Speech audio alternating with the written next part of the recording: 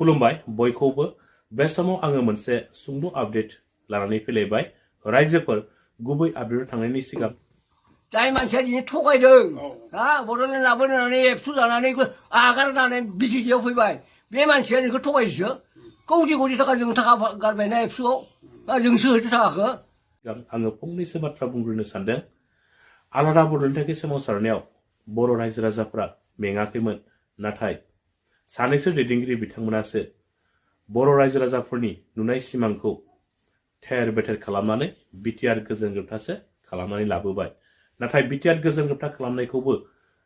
जोंहा बुंनांगौ जेबो गोनांथि गैयामोन BTR गोजोन गोबथानि दखल थानाय गासैबो खामानिफ्रा दासिमहालागै आबुङै मावफुंजानायमोनब्ला BTR गोजोन गोबथा जानाया 4 बोसोर बारलांबाय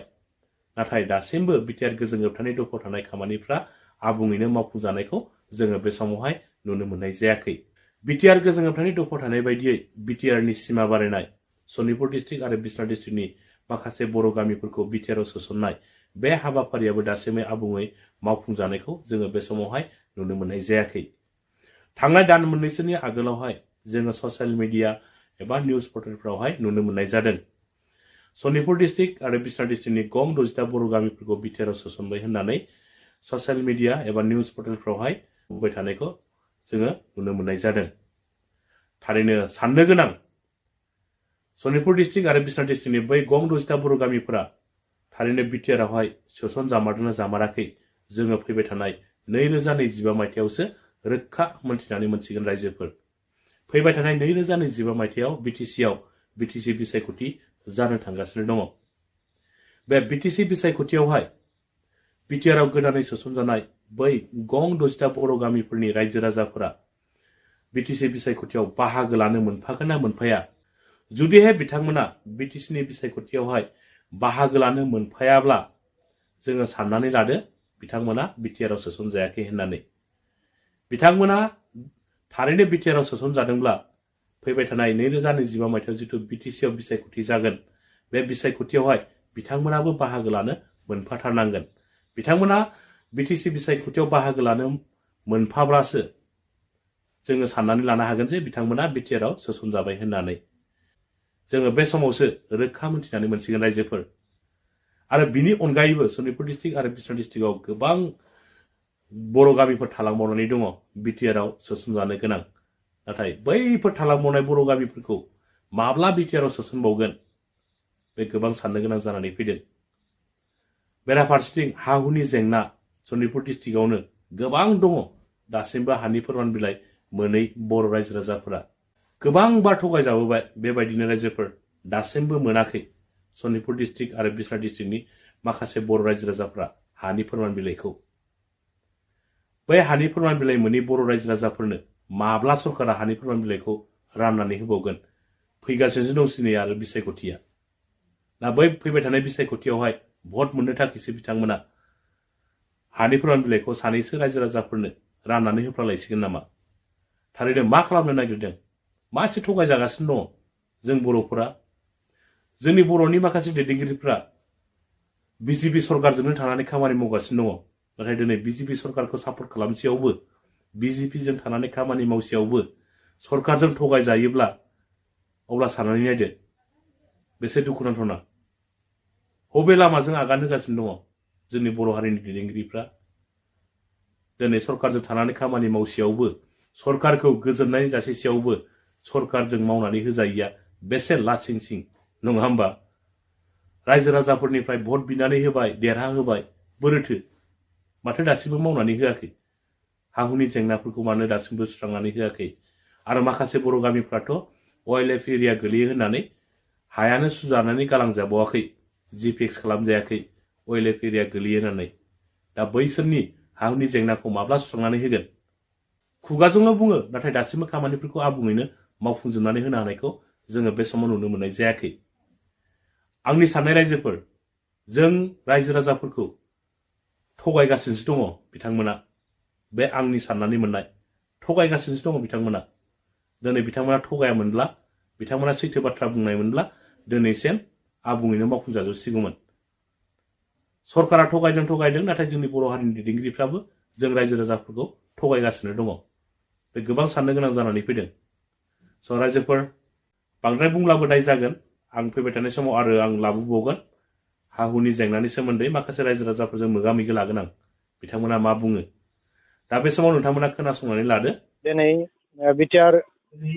एकर्डनि गेजेरजों बर' कसारि अट'नमास वेलफेयार काउन्सिल बियो जानानै फैबाय दा बेयो दिन्दांदां महराव दङ दिनैसिमबो ना बिनि रां बावजाया बारायदों ना गामि नटिफिकेसन भिलेज नटिफिकेसन ओंखारदों ना आरो इलेक्सन बिसायख'थि फाथिनांगौनि खोथा ओंखारदों दा बेफोर खोथाया दिनै आद्रा जानानै दं दा बेखौनो दिनैनि मेलनि गेजेरजों जे खावलायनो लुबैगोन आरो मेलनि गेजेरजों बेखौनो खावलायदों जे आसाम सरकार बिथांमोनखौ खावलायदों जे बर' कसारि वेलफेयार अट'नमासनि जि काउन्सिलनि रां बावजा बे रां बावजाखौ बारायनांगौ आरो गामिनि जि भिलेज नटिफिकेसन बे भिलेज नटिफिकेसनफोरखौ थाबैनो खालामनानै होनांगौ आरो गुबुन मोनसे बाथ्राया जाहैबाय भिलेज नटिफिकेसन फोसावखांनायनि उनाव आरो बिसायख'थिखौ थाबैनो खुंनानै होनांगौ दा बेखौ आसाम सरकार बिथांमोनखौ खावलायदों आरो बेजों लोगोसेनो नैबे जुदि MLA बिसायख'थिनि सिगां बिथांमोना जुदि नैबे खामानिफोरखौ जुदि मावनानै होआब्ला जोङो BTRनि बाहेराव थानाय गासै जोङो दुलाराय बर' फरायसा आफादल' नङा गासै जोंनि बर'नि माहारियारि आफादफ्रा गोख्रों मोनसे थांखि लानो बाध्य जागोन जे जोङो गुबुन मोनसे सिन्था खालामनो गोनां जागोन बा राजा लामायाव ओंखारनानै जोङो सोमावसारफिननो गोनां जाहैगोन जे नैबे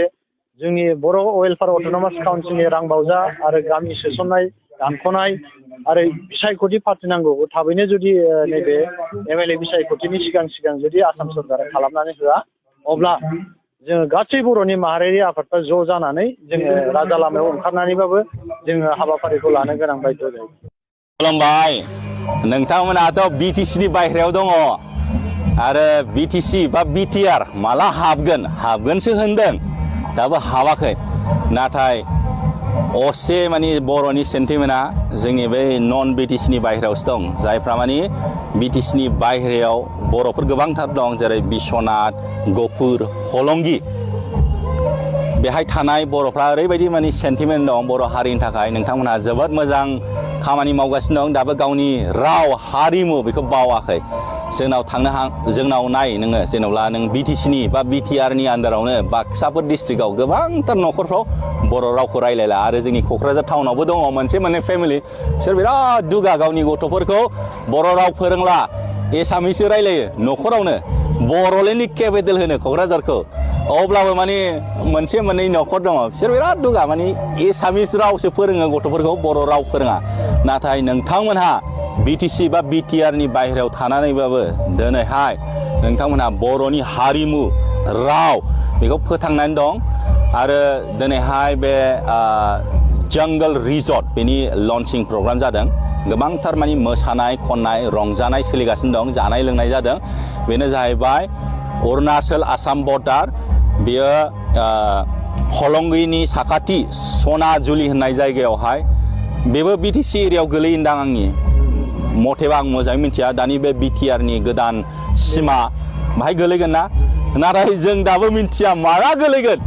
हाबबायल' होनदों बिश्वनाथ गफुराबो BTRआव हाबबाय नाथाय माला हाबगोन दासिमबो जेबो माबायानो गैया जेखियानो जाया मानो नोंथांमोनहा अब्लाबो माने